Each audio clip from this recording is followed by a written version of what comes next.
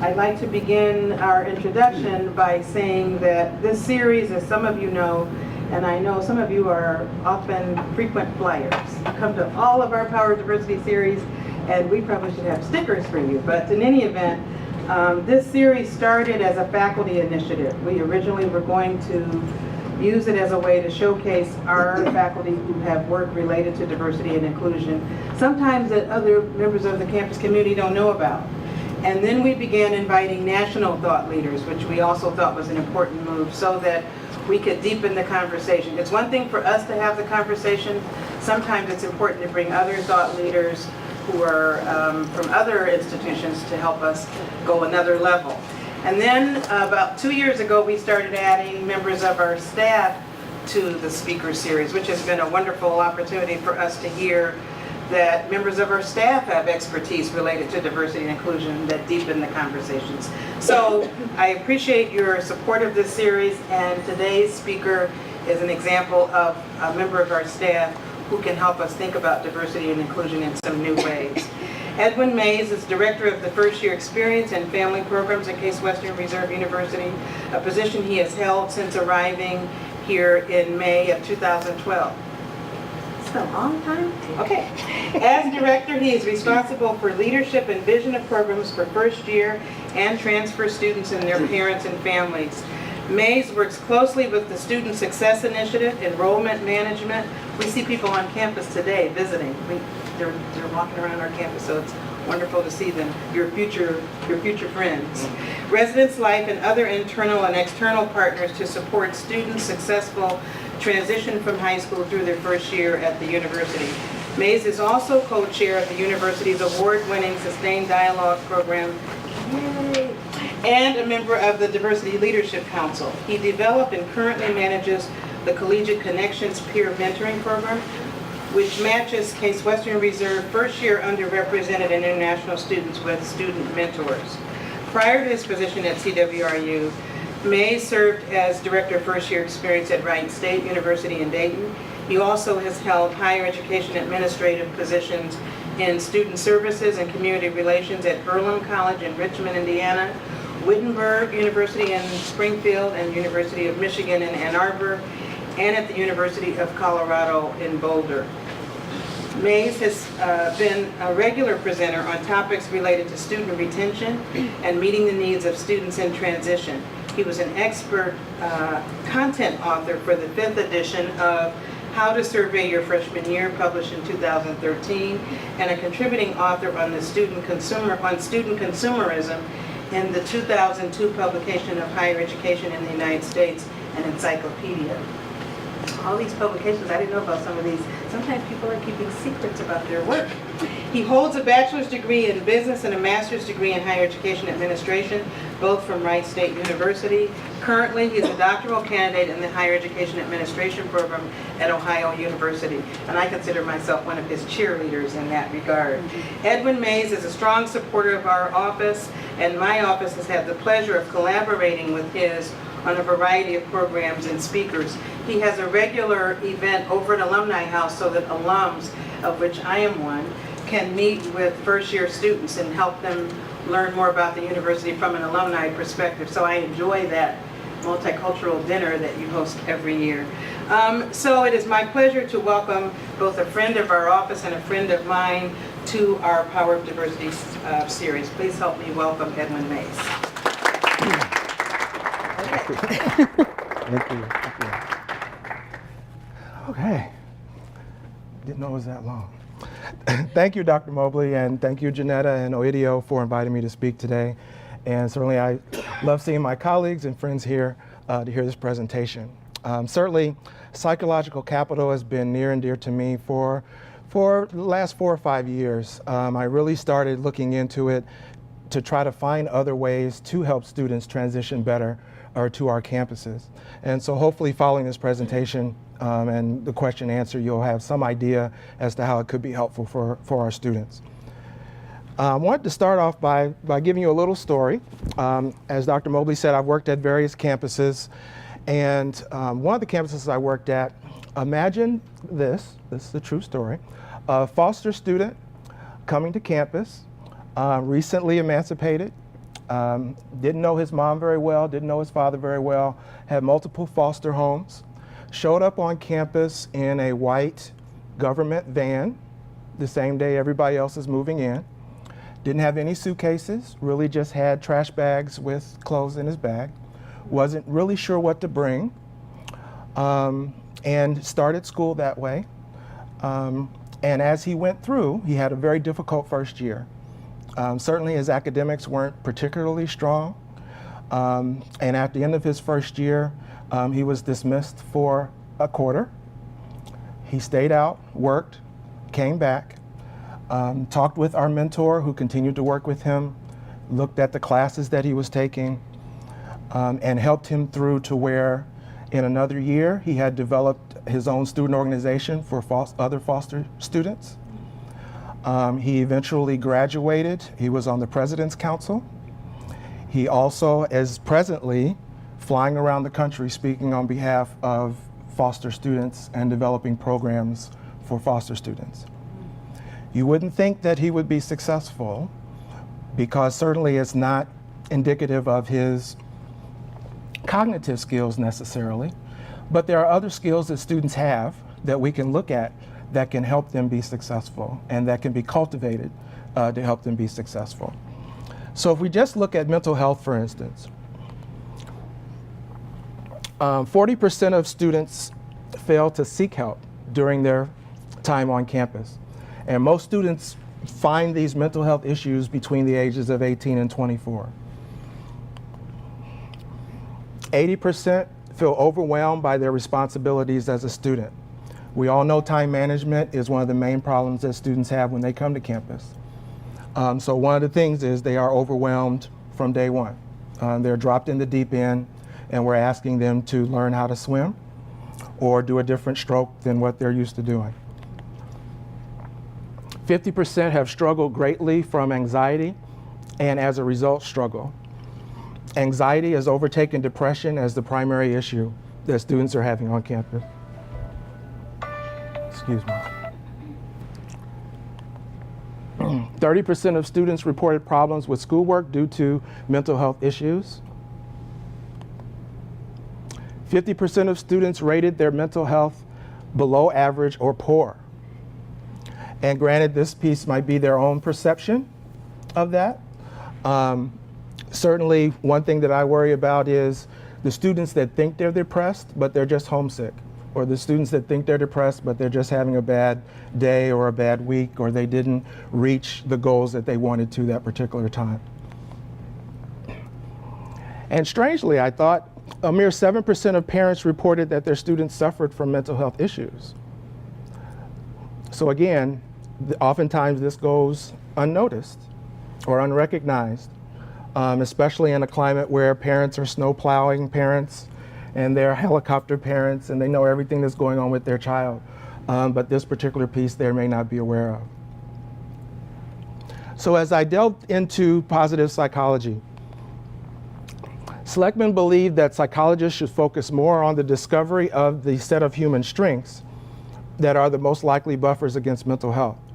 These strengths include courage, optimism, interpersonal skills, work ethic, hope, honesty, and perseverance.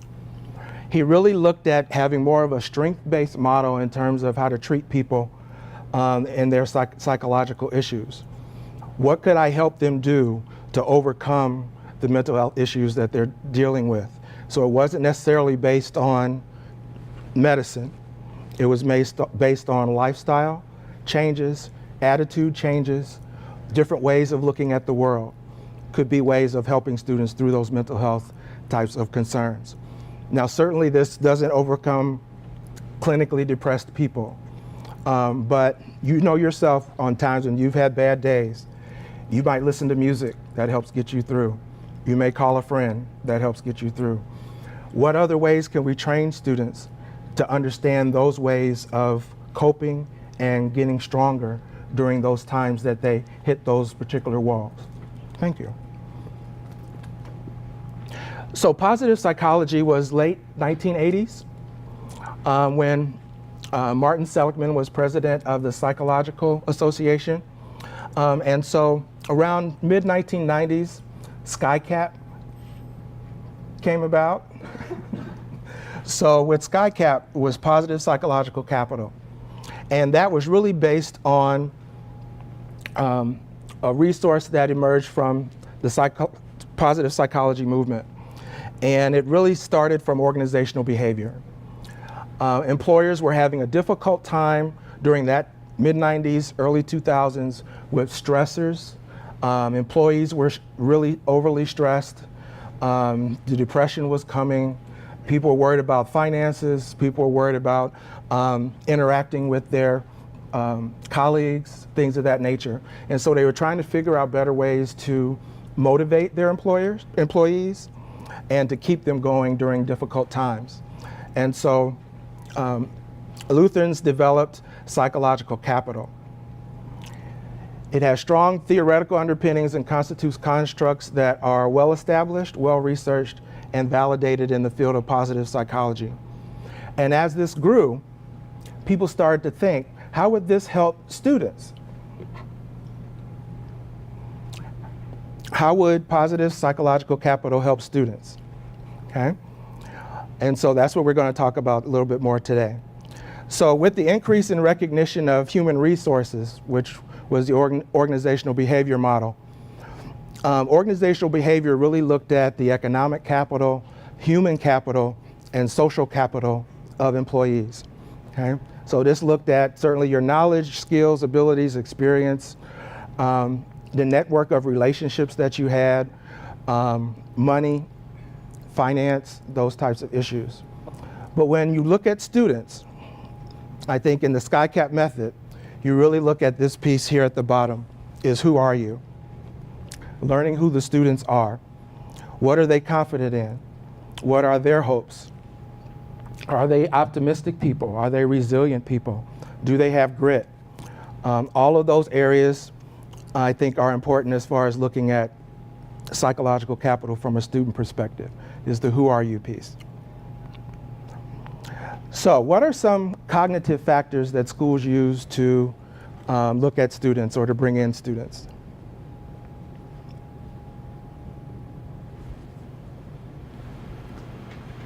Yes. GPA. GPA. What are some others? SATs. SATs, ACTs.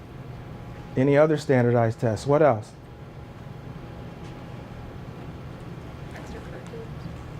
I was about to say campus life too. Campus life? Okay. What else? Extracurriculars. Extracurriculars, yes. Yeah. How well you write your essay. Can have another part of that. Okay. So cognitive abilities such as IQ, academic performance, such as achievement scores, receive the greatest attention, certainly from universities, especially universities like ours. Academic performance is associated with college attendance.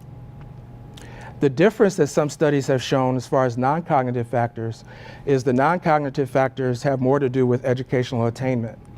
So finishing are more the non-cognitive factors, whereas the cognitive factors can get you in the door. Okay? So some non-cognitive factors, as I said, have to do with educational attainment and future wellness positively. Okay? So how well do you do even after you graduate? Have much more to do with some of the non-cognitive factors. The non-cognitive factors can be examined into 3 levels: individual, family, and schools or neighborhoods. Okay, what surrounds you? Certainly you have your own individual non-cognitive factors, but also what is lifted up by your family? What's the expectations of your family? What's the expectations of your neighborhood? You know, are you the only one going to college? Does your family really look at college as important? I've had students before when I was advising that would come to me and say, hey, can you talk to my professor? I need to take the next 2 weeks off to go on a family vacation with my family. Really? No. But the family did not think of education as top priority. Where I've had some students that came and said, my grandmother died, but I'm only going to take 2 days because my mom wants me to stay here and finish. You know, so that's the family perspective with that. There are some cultural aspects of non-cognitive factors. Fernandez and Fogley provide an operational definition of culture as a set of beliefs and preferences that conditions individuals' actions that systematically vary across either socially or geographically defined groups and that are transmitted to successive generations.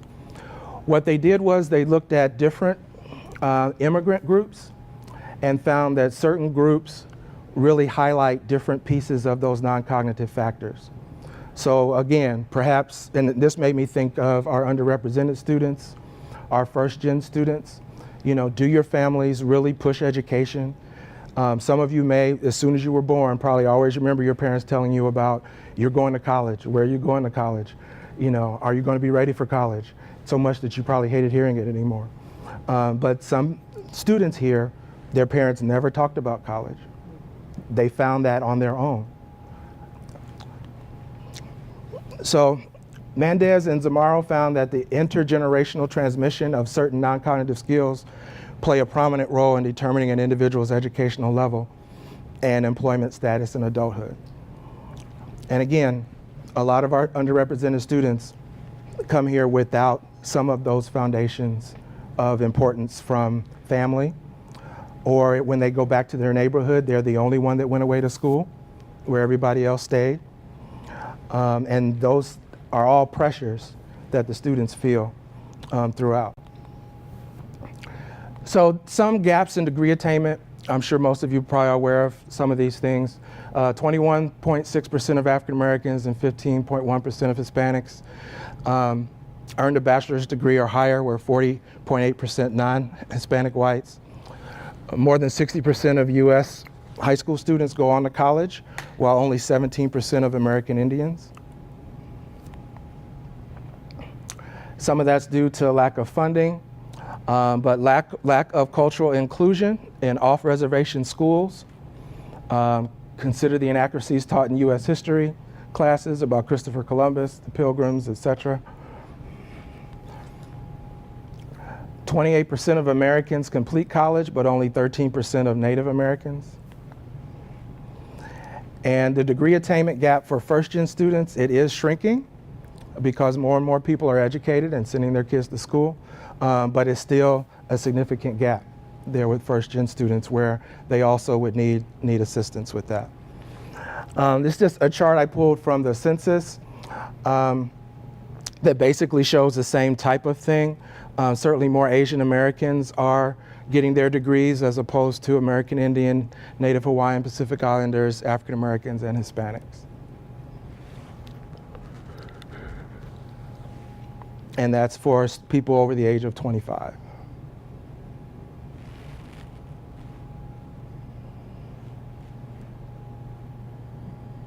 Yeah, just giving people a chance to look at that. So. This is Case Western. I know it's a little small, but one of the things about a successful transition for underrepresented students is to see other people like them in the classroom as professors and as staff. And certainly we have we are improving our numbers in terms of diversity for students, and we might be doing a little bit better in terms of staff. But as you can see, faculty is really lagging behind in who students see in the classroom, who students are able to interact with. And it's important to have examples other than just other students to find your success or define your goals, define your mentors, to find people that can support you.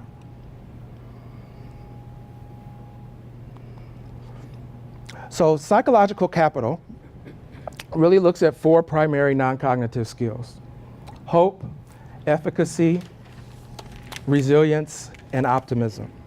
Okay? And if you take the first letter from each one of those, it ends up being HERO, which is a nice little acronym. You know, we love our acronyms on college campuses. So it ends up being HERO. So definition of hope is the process of thinking about one's goals along with the motivation to move forward towards those goals or agencies and ways to achieve those goals, pathways. Okay? Now, of all of these 4 different areas of non-cognitive skills, all of them can be developed by working with students by working with adults, they all can be developed. One movie I remember, and I can't, escapes me right now, but he talked about a student was about to get expelled from school because he wouldn't lie on his friends. And the mentor of that student said that there's nothing like the loss of an amputated spirit. And basically what he was talking about was, you can't take the spirit away from someone. You can take away their arm, you can take away their leg, but there's nothing like an amputated spirit. And that's, to me, where always hope comes in. When you truly lose hope, that's truly significant in your life, as far as if you just don't think you have any other place to go. Okay? So in terms of hope, as I said, goal setting, perceived ability, motivation, agency of thought, helping a student find their individual power to continue to have hope for what they want to do. On this campus, we have the navigators. That's that one-on-one conversation. The RAs may have that one-on-one conversation. But to some degree, you also have to know how to have those conversations. You have to be able to get deep enough in talking with the student. It's more than what's your major. Okay? It's more than where are you from. It's more than, well, what do you want to do and how are you getting there? And if you're not sure how to get there, let me help you figure out how to get there. And make sure that there are touch points so 3 weeks later that student hasn't forgotten that conversation. So I thought individual power. I think students realizing their own individual power to make their experience at Case Western or at any other school profitable for them and beneficial for them can really help them take ownership of their own development and their own growth during those 4 or 5 years that they might be on campus.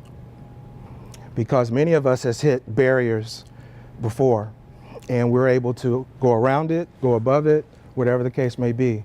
But sometimes that stops students. I can't be an engineer? Okay, well, guess there's just nothing else for me. But there probably is, you know? I had a student 2 years ago, tried for 3 years to do pre-med. And she just wasn't doing well in those classes, transferred to sociology. She's working on her PhD in sociology. It's helping people over those humps. That's the most important piece. Martin Luther King said, we must accept finite disappointment, but never lose infinite hope. Efficacy. So self-efficacy is defined as people's belief that their capabilities to produce or can produce effects. So Bonderer found that our level of self-efficacy is affected by our cognitive, our thoughts shape reality. We often look at what is the perception of college. The student's perception is their reality. Motivational, expected outcomes based on our beliefs shape our motivation. Affective, perceived coping of self-efficacy regulates avoidance behavior. And selection, we only expose ourselves to situations we believe we can master. Certainly when students come to campus, we want them to explore, not just take advantage of situations they know they can master. It's important for their growth to be able to explore and not have the avoidance behaviors. We used to do baseball games for orientation, and I've walked with more than one student of color that have told me how frightened they are of school and how much anxiety they have about starting, you know, and these are A students, you know, but again, you're starting in the deep end, you have to learn how to swim, you know, but that anxiety is there. And so how do you manage that in their transition the first 6 to 8 weeks, the first year? How do you manage that anxiety so they can come out and be good sophomores? So how do you strengthen efficacy? You focus on past successes. Okay? One of the things that we do, and we need to do more, is the positive mindset essay. We asked students to fill out an essay over the summer asking them to think back on a time when you didn't think you would be successful, but you were. Think back in the time when you overcome what your own expectations were.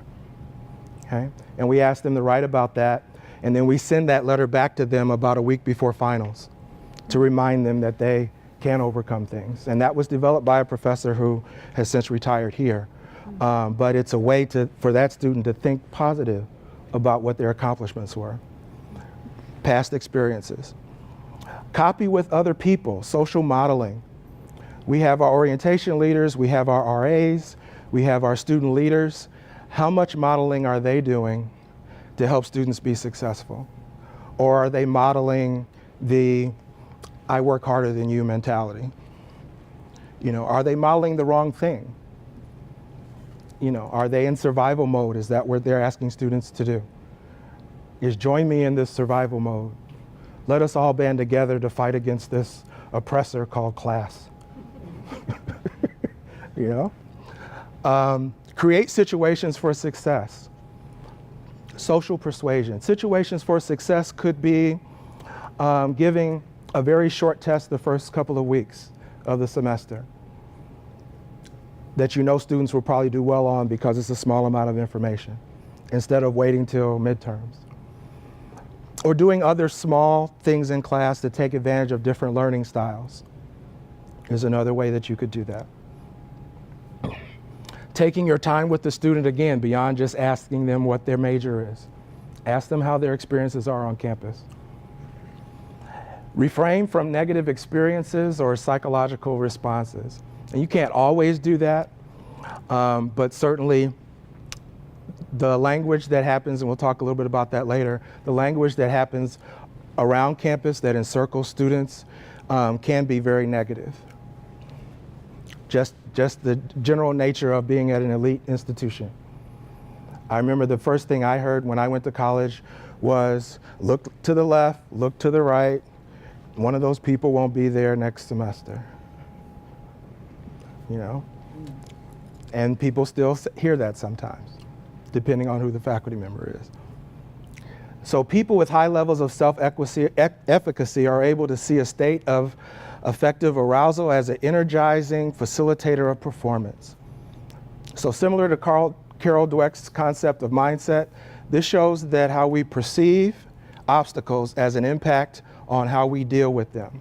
Again, perception, how we perceive those obstacles. We all experience fatigue, resistance, and fear at times, but it's how we overcome those. What is our perception of that? We've talked with parents who have called us in our office and says, my son doesn't want to be pre-med, he wants to do this other major, I just don't understand. And we have to talk the parents down before they talk with the student.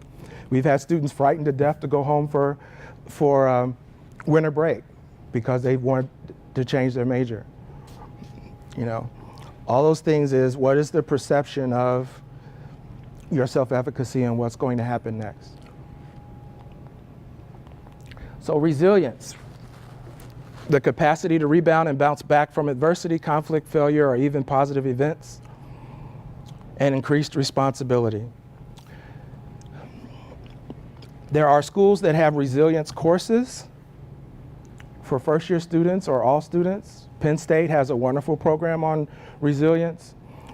We are trying to, this fall, do some more resilience-type programming, but without a course. We'll have to do it a lot with the FYI newsletter and other ways that we get information out to students to hope that they try to do those things. But resilience is a common topic now on a lot of college campuses, where they're just trying to give students the bare tools to be able to get through and to get by. So one way to do that is to help them face reality. Help them face reality. As an advisor, I would sit down with students at other schools I've been at, and they were getting D's and C's. And I'd say, you know, to get into your major, you need a 3.0 GPA. You need 2-3 semesters of A's to get there. So far, you have not been able to do that, but I'm not saying you can't do that. But this is what you need to do. This is an alternative if you think that another direction is better. And I have had some students, the light bulb went off and they made it. Others came back in the semester and said, Mr. Mays, I'm not going to be able to do it. I need to do something different, you know. But I help them face reality. Okay, it's not that you can't do it, but if you want to do it, this is the path you need to take. And then again, it's their individual power that helps make that decision. Help them search for meaning in what they're doing, why they want to continue doing it, and improvise. Help them find a way. Help them think about other opportunities. Help them think about other ways to get to their goal. Okay, because it may not be a straight path. So optimism, for optimism, is defined as the personal belief that you are responsible for your own happiness. Optimistic people believe that negative events are temporary, limited in scope, instead of pervading every aspect of a person's life and manageability. So really it's how you look at life.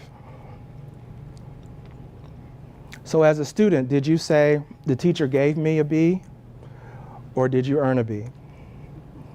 That's one thing I've noticed the change in talk of students in the last 5 years. You know, it's really about what the teacher gave me. It has nothing to do with the work I did. And that does make a difference. When you come into bad situations, if you can see that light at the end of the tunnel, if your perspective is beyond that particular event, that's a better way to get there. But we certainly have students here on campus and on other campuses that get stuck in that negative mode and are never able to get their way around it. And we have to help them understand the other view, more of an optimistic view, as opposed to a negative one.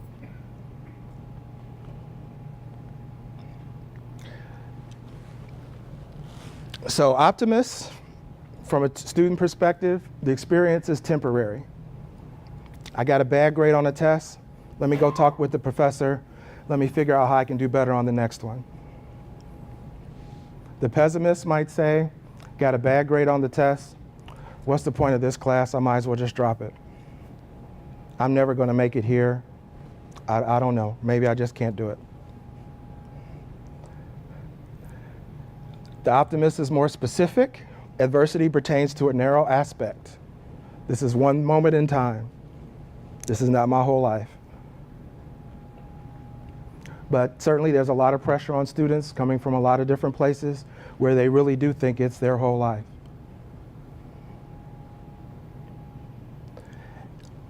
Internalizes, an optimist recognizes factors beyond themselves. That test question was really tricky. Whereas the pessimist would say, I'm not smart enough to figure this out. And I've gone through that too. I sit in front of that computer and I want to call a student to help me. And then I think, 10 years ago you used to put together computers. Why can't you understand this? Surely there's a program online for IT that can help you figure this out. And then you'll really learn it then. You won't just call the student every time, So helping students overcome worry, frustration, that feeling of helplessness, you can ask them different questions. Will my beliefs help me to learn and grow? In what ways is this situation temporary that I'm going through right now? And what can I gain from overcoming this diversity? Students don't often see the other side of it around the corner or behind the door or through the door. They just see what they're dealing with right then. And so as educators, we can try to help them figure out what the next steps are so they can see that other piece.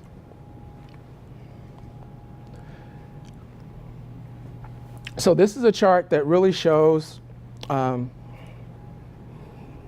if we incorporated the hero mentality, hope, optimism, efficacy, and resilience, how we can really help students if we're able to develop programming that fits these particular areas. So if we're able to help them with their goals and pathways and implement obstacle planning. We do a lot of planning about, we can give them their 4-year plan from day one. So what happens to that student that has a little bit of anxiety if they don't get the grade in the class they need to get on to the next class? How will they understand, or how will they accept needing to change that 4-year plan? Will it be, okay, sure, I can handle this, or will it be, my whole life is off schedule? What's going to happen next? Am I really going to be able to handle this? Developing positive expectancy also will help them think about positive things that are coming next. Experiencing success is important. Persuasion and arousal. Building assets and how to affect the influence process are all ways to get students to think positively. Positive psychology. They can overcome these things.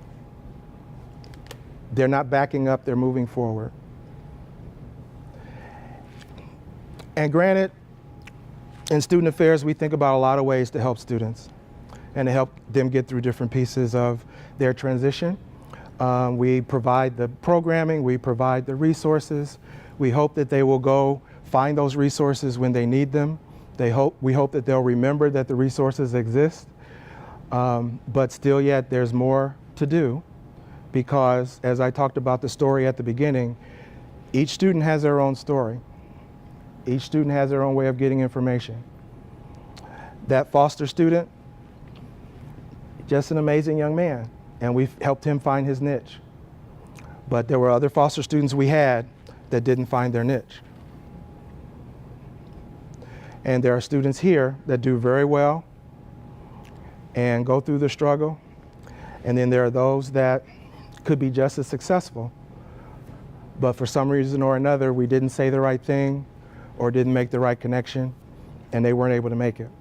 But when I think about the mental health piece, what more can we do to help students become stronger individuals, to help them make better decisions about the next day, the next week, the next month, the next year? So some relationships, or the way this relates to the transitional needs of underrepresented students, these are just some things that came out. Psychologically ease the transition to college. We do a lot of that in terms of getting students connected with resources and helping them connect with other students, but the anxiety still persists. And I'm not sure how long that anxiety stays there, if it's after the first test, if they do well, it gets a little better, or if it's a whole first year piece, but certainly anxiety, social survival. Schlossberg's theory, transition theory, talked about situation, support, self, and strategies. So it's what is happening, to whom is it happening, what help is available, and how does that person cope? And so when I look at his four C's, I still look at self as being a very strong piece of that. Because again, it goes back to individual power. You have a responsibility, and helping the student understand the responsibility. We can ingrain acknowledgement, acceptance, and celebration of multiculturalism. And in the writing, what it talked about celebrating multiculturalism is really make it an all-campus focus, not just OMA, not just OIDEO, not just the occasional residence life program. It really, students see it as a celebration of multiculturalism across campus all the time. It's not in little pockets. And that's not specific to Case Western, that's just in general. We tend to do things in pockets. And so students want to see it celebrated across campus all the time. And that includes in the classroom. Teach with a growth mindset. Growth comes from dedication and effort. And so again, encouraging students, letting them know that they can grow, they can learn, they can do better. Changing your language. We have a deficit model in terms of communication. So those, what do you think, what do you hear from students most of the time when they talk about academics at Case Western? What are some words that come out? Or that you've heard from students? Demanding. Demanding. Competitive. I'm not good enough or I'm not smart enough. I'm not good enough or I'm not smart enough. Any others? Not enough time. Not enough time. Okay. Those are all more deficit models in terms of how students communicate. We have had students that graduate from here that never want to hear the word Case Western again. Because they're just done. You know, they persevered, they got it done. But again, it's not just our campus. That's happened on other campuses I've seen as well. Because their perception is college is a growth experience, this is going to be great, this is the best 4 years of my life, and they just don't feel that.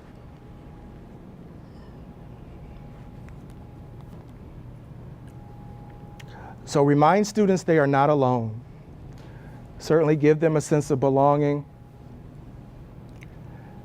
Normalize the transition. And what that means is help students realize that they aren't the only ones going through what they're going through.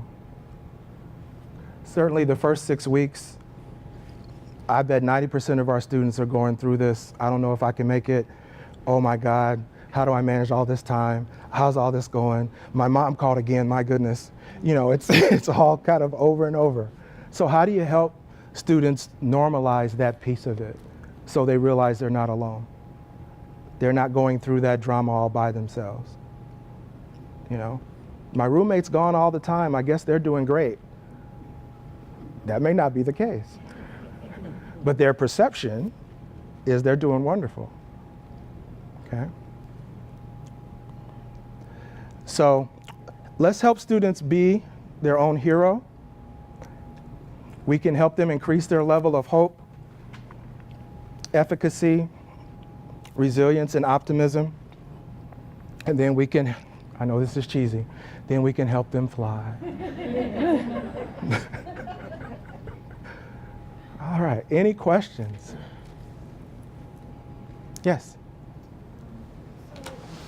What does this look like in a school that has, or a department that has very little diversity, and that the culture has been described as toxic, and there's supposed to be exhaustion, and like, oh, well, I haven't slept in 2 days, where that's kind of like, what does it look like when the whole culture in the department has become so negative? How do you rework the entire culture? Wow. Oh, okay. She was wondering if, I guess, she's speaking of a culture that is very toxic, and how do you rework the culture so it can be more of a thriving culture for students and for the employees that work there. It's difficult to do that. You have to start from one place, and it's just my opinion. I think if you start from the students first, this is what the students are going through, then hopefully the faculty and staff will at least start from a common ground that they want students to be successful. And these are the things that are going on, and this is what we are promoting by our actions and portraying by our actions. It's still difficult because people will need to listen, and people will need to grow on their own to be able to get to that point. But I think you have to start from the students first and talk that through, because you do, hopefully all of you are there because you want a better environment for the students. So at least you're starting from one foundation. Yeah. Next question, yes. Okay, so I'm referring sort of back to that last slide where you said you can reframe change the language. And a lot of the things that you mentioned made me think of kind of some dialogues I was having more with my own kids and less in my instructional capacity, because I have more time with them to work through some of those optimism versus pessimism kinds of approaches to challenges in school and things. And that just makes me think that, to my question here is, I teach a lot of first-year students here, and how can I, with the limited engagement I have, do you have any sort of strategies in the classroom that I can use where I don't know the kinds of issues that people are facing because they're not going to come to me and express those challenges to me in a way that if they did like my own children did, then I can work through some of these, maybe look at it in the long term and focus on the positive kind of thing. So if you have any sort of quick sort of integrated into your teaching strategy kind of strategies. That's a good point. There are. I can work on that and bring some back. But there are one question or one sentence questions that you can ask to get students to write like the last 5 minutes of class, you know, that ask them different things about themselves or how they're doing, whatever. The important piece is to read that and comment on it. But you can do quick things like that to at least get students to start thinking more about it. Because when we think about resilience in terms of our newsletter, it's going to have to be something quick like that, because we don't have a course, you know, where we can do a weekly, you know, type of discussion. But there are exercises that are those 5-minute end of class exercises that you can get at some of that. Yeah. Yes. So I wanted to suggest another idea related to that. So I'm also an English professor, and my students have to read every week, and they write reader response papers for me. So the reader response papers aren't graded the same way longer essays are graded. And so our other Power of Diversity speaker, Dr. Estella Benjamin, talked about this, that sometimes faculty can have low-risk exercises that are not weighted as heavy as the longer exams or the longer papers. And those low-risk exercises sometimes are a way that students can get information to you that they might otherwise not get to you, and that you don't take up a lot of class time, but you have that one-on-one opportunity in grading and responding to them when you use lower risk, but they come more frequently and they're shorter, you know, they're one-pagers, but you'd be surprised at how students use those low-risk exercises to get information to you. They might not stand up in front of the class and tell you, or they may not even tell you after class, but they might write it. Mm-hmm. And you can also talk about your own experiences, if you remember back, like when those first 6 weeks, or things that you were able to overcome when you were in school, because then they can connect or resonate with that as well. Yeah? Yes? I would want to distinguish between the resiliency and endurance, because some situations are temporary, and if a student loses a scholarship and they have to increase their GPA to recover the scholarship, they bounce back. That's resilience, and maybe they get the support they need, the counseling they need, the advising from the academic advisors. And a different student, for example, who has to commute every day for 4 years or more, 3 hours round trip, that to me is enduring and survival. So when we expect a student to have resilience and bounce back, I hope it is about the temporary circumstances, and that we look at the permanent ones with problem solving, so that we can change those circumstances and remove those barriers. I just wanted to make that point. Yes, that's an excellent point. Yes, that's true. Thank you. Yes. You spoke about the importance of promoting and modeling by our own behaviors. Mm-hmm. And you also touched on, just for a second, about the diversity and how it looks here at Crew, especially as it pertains to faculty and the students themselves. So my question is, how do we engage these students to service them and to help them if they are not necessarily seeing us modeling these things at a university-wide level? What does that conversation look like? I think it's important to share where you came from and share your experiences on this campus, whether it's positive or negative. but how you're growing at the same time, how you're growing with that. I talked with our posse students. Posse students are students from New Orleans that are low income in some ways or underrepresented. And I talked with them about my first year here and how it was still a struggle for me as an African American man. And so I was at least able to help them think of, let's see how to put it, they're in the same place that I was in 6 years ago because it's their first time on campus and their first time being looked at a certain way or handling the stresses of school. And so I was able to resonate with them to where they saw me as a mentor. And so they didn't necessarily think that, oh, well, he's not a professor, but they did think that I understood where they were coming from because of the experience that I shared. So I hope that helps a little. But I think you can share your own experiences for being on campus to where they feel comfortable reaching out to you. And it's not a one-off conversation. It's, if you meet a student today, connect with that student again, a week from now, say, hey, how's it going? And help them see you as a mentor or a person that can be an advocate for them. Yeah. Okay. One more? My mouth's too dry. Yeah. Are you using any either self-assessments for the students or assessments to you even before first-year students arrive? Whether it's a grit survey or something like that, so you have a sense of what's coming and how to prepare for them. I would love to. I've actually been struggling with it for the past couple years. A colleague of mine at Ohio University did a survey where she looked at positive psychological capital, but she also connected it with a mental health survey to whether you were languishing or flourishing. And so hopefully this summer I can do that. From what I believe now, admissions doesn't do any particular things like that, but other admissions offices are starting to do more non-cognitive factor surveys, whether it's additional questions on the Common App or things they ask once students arrive to help understand students a little bit better about what, and like you said, what's coming.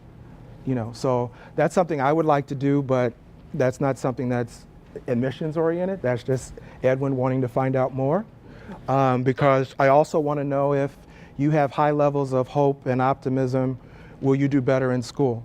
Or will you be more apt to languish for some other purpose? Or is grit the same as resilience? Elisida talked about endurance. Where are those things, what's the difference between those things? So all those things I think I want to learn more about, but certainly more schools are doing what you suggested. Okay. Can we thank Mr. Hayes for his presentation?